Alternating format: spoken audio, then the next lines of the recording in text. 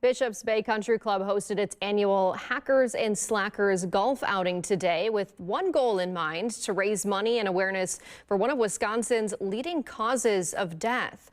Alzheimer's is the 6th leading cause of death in the state. For years, Brock and Teresa Ryan have been hosting a golf outing to help fight back against the disease in partnership with UW-Madison.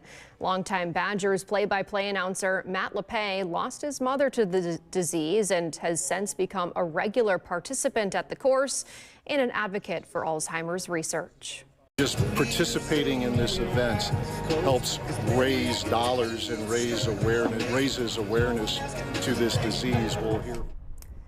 The day also featured a putting contest and a silent auction. Heading into the event, the Ryan Family Foundation had raised just short of $300,000, a number they say expects to keep growing throughout the afternoon.